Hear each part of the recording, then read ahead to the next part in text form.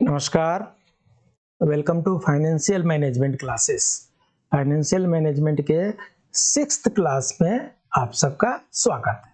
6th class में हम capital budgeting के बारे में पढ़ेंगे। कैपिटल बजटिंग क्या होता है, इसका इम्पोर्टेंस क्या है, इसका प्रोसीजर क्या है, उसके बारे में हम चर्चा करेंगे। कैपिटल बजटिंग में क्या होता है, जब सामने वाला कुछ इन्वेस्ट करता है तो वो सोचता है is it worth to put money or capital into this project? Is it worth to use money to buy this machine? Is it worth to put money in this business? There are so many questions arises in the mind of investor also and in the mind of entrepreneur also. तो concept of capital budgeting में क्या होता है? The term capital budgeting refers to long term planning for proposed expenditure and their financing. Capital budgeting में क्या होता है, long term planning वाली जो चीजें होती हैं, जैसे मशीनरी हो गई, टूल्स हो गए, लैंड हो गए, बिल्डिंग हो गए, इंफ्रास्ट्रक्चर हो गए, ये क्या हो गए, ये लॉन्ग टर्म प्लानिंग वाले एसेट्स हैं। तो लॉन्ग टर्म प्लानिंग से जो एसेट्स हैं उनको एक्वायर करने के प्रोसेस में कैपिटल बजटिंग आता है। It may be defined as the firm's formal financial process for acquisition and investment of capital। तो कहने का मतलब ये है कि कैपिटल बजटिंग जो है एक फॉर्मल प्रोसेस है फंड को एक्वायर करने का और फंड को इन्वेस्ट करने का, फंड को एक्वायर करके इन्वेस्ट करने का एक फॉर्मल प्रोसेस है। It is the decision making process by which the firm evaluate the purchase of major fixed assets. ये एक ऐसा डिसीजन मेकिंग प्रोसेस है जिसके द्वारा जो फर्म होता है, बिजनेस फर्म जो होता है, मेजर फिक्स्ड एसेट को खरीदने के बारे में प्लानिंग करते हैं। Capital budgeting addresses the issues of strategic long term investment decisions. Capital budgeting में जो कुछ भी होता है, स्ट्रेटेजिक प्लानिंग होती है और लॉन्ग टर्म इन्वेस्टमेंट डिसीजन का होता है। लॉन्ग टर्म इन्वेस्टमेंट डिसीजन क्या होता है, जब एंटरप्रेन्योर को कोई बिजनेस शुरू करना है तो उसके लिए बहुत बड़े बड़े मशीनरी की जरूरत पड़ेगी, अरबों खरबों रुपए की मशीनरी की जरूरत पड़ सकती है, डीजी सेट की जरूरत पड़ेगी, व्हीकल की जरूरत पड़ेगी, लैंड की जरूरत पड़ेगी, बिल्डिंग की जरूरत पड़ेगी।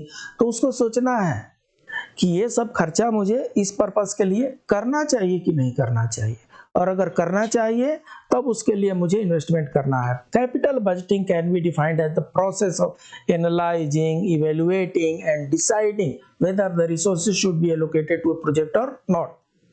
कोई एक प्रोजेक्ट मन में आ रहा है और उस प्रोजेक्ट के लिए हमें इतने पैसे की जरूरत पड़ेगी, तो क्या इतने पैसे हम एक्वायर करके और उसको उसमें काम में डालें या नहीं डालें, इस प्रोसेस को एनालाइज करना है, इवैल्यूएट करना है और डिसाइड करना है, और इस प्रोसेस को कैपिटल बजटिंग कहते हैं।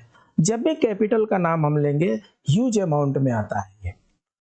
Process of capital budgeting ensures optimal allocation of resources and helps management work towards the goal of shareholder wealth maximization। Capital budgeting का जो डिसीजन है वो तय करता है कंपनी के आगे के रास्ते, कितनी बेनिफिट होगी और क्या उसके फर्दर रिसोर्सेस होंगे। So capital budgeting is one of the most important decision making factor in the business entities. Budget is description of financial plan. Normally हम बजट से क्या समझते हैं, एक फाइनेंशियल प्लान के बारे में हम बात करते हैं। मेरा बजट है कुछ 5 लाख रुपए का, मुझे इनोवा खरीदना है, तो मुझे कुछ बैंक से लोन लेना चाहिए और कुछ अपने ऑर्गेनाइजेशन से लोन लेना चाहिए और कुछ और भी फाइनेंस इधर उधर कंपनी से करना चाहिए, और तब मैं वो कार खरीदना है। मुझे इतना अगर मैनेज करके मुझे कार खरीदना है, ये मेरा सही डिसीजन है क्या, उससे मुझे लाभ कुछ होने वाला है क्या, ये सब सोचना जो है कैपिटल बजटिंग का एक हिस्सा है। It is a list of estimates of revenues to and expenditure by an agent for a stated period of time. एक लॉन्गर पीरियड आप डिसाइड करते हैं, 10 साल, 15 साल, 20 साल में ये जो मनी हम लगा रहे हैं इसका हमें पूरा मैच्योरिटी मिलने वाला है। Normally budget describes a period in the future, not in the past. Budget जब भी होगा फ्यूचर के लिए ही होता है, पास्ट के लिए होता नहीं। Capital budgeting, also known as investment appraisal, is the process by which a company determines whether project such as investing in R&D, opening a new branch, replacing a machinery are worth pursuing. So it's an investment appraisal है। Capital budgeting is a part of investment। जो finance management है उसके 3 process हमने बताया है, financing, investment and dividend. Investing, finance and investing and dividend, ये 3 process main major process है financial management के। तो आपने फाइनेंसिंग करके मनी आपने इकट्ठा कर ली, अब आपको इन्वेस्ट करना है। इन्वेस्ट करने के लिए कैपिटल बजटिंग एक बहुत बड़ा डिसाइसिव फैक्टर होता है। A project typically adds value to the company if it earns a rate of return that exceeds the cost of capital। अगर cost of capital से ज्यादा आपको रिटर्न मिलता है तब जाकर के बहुत अच्छी बात बनती है। नेचर ऑफ कैपिटल का बजटिंग क्या है? लॉन्ग टर्म इफेक्ट होता है। पहले ही मैंने बताया, अगर मशीनरी आप खरीद रहे हैं, बिल्डिंग बना रहे हैं, तो आपको 10 साल, 15 साल, 20 साल, 25 साल, 30 साल, 50 साल, 100 साल के होराइजन लेके चलना पड़ेगा। आपका 2-4 साल में वो वापस नहीं आने वाला है पैसा। हाई डिग्री ऑफ रिस्क, बहुत ज्यादा रिस्क होता है इसमें। आप एक बार अक्वायर कर लिए, उसके बाद वो चीज आपका हो गया, उसके बाद कुछ नए चीजें आती हैं, कुछ उसमें क्या क्या कैसे कैसे होता है, उसमें हाई डिग्री ऑफ रिस्क होता है, ह्यूज फंड की जरूरत पड़ती है। इरिवर्सिबल डिसीजन होता है। एक बार आपने मशीनरी ले लिया, एक बार आपने व्हीकल ले लिया, 10 ट्रक आपको खरीदना तो 10 ट्रक आपने ले लिया, ये इरिवर्सिबल है, वापस नहीं जाएगा ये। Impact competitive strength and impact on cost structure का, जो कंपटीशन का आपका दायरा है और जो कॉस्ट स्ट्रक्चर है, दोनों पर इसका प्रभाव पड़ता है। ये नेचर है कैपिटल बजटिंग का। Need of capital budgeting, capital budgeting की जरूरत ही क्यों पड़ती है? ऐसी कौन सी आवश्यकता पड़ती है जिसके लिए कैपिटल बजटिंग किया जाए? Capital budgeting is decisions are required to take place for the following reasons.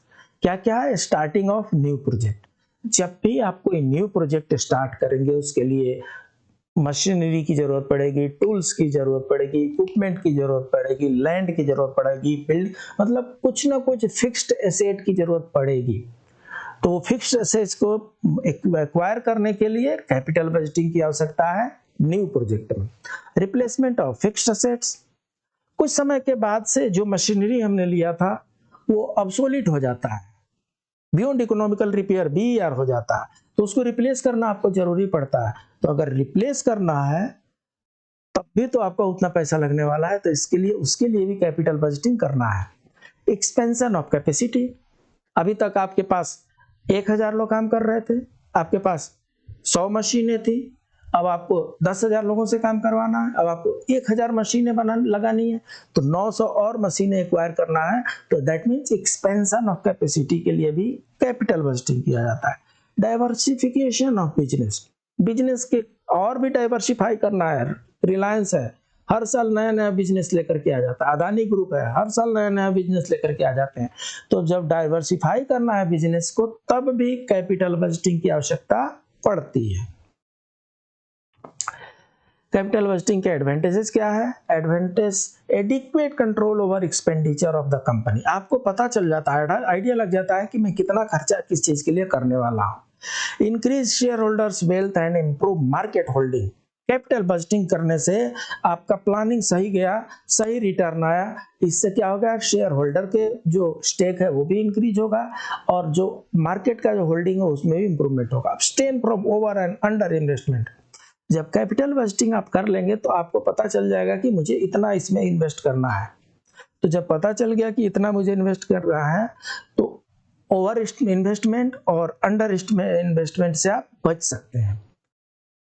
Promoters understanding of risk and its effect on the business, जो प्रोमोटर्स होते हैं उस बिजनेस के, उनको ये रिस्क समझने में आसानी होती है कैपिटल बजटिंग के द्वारा।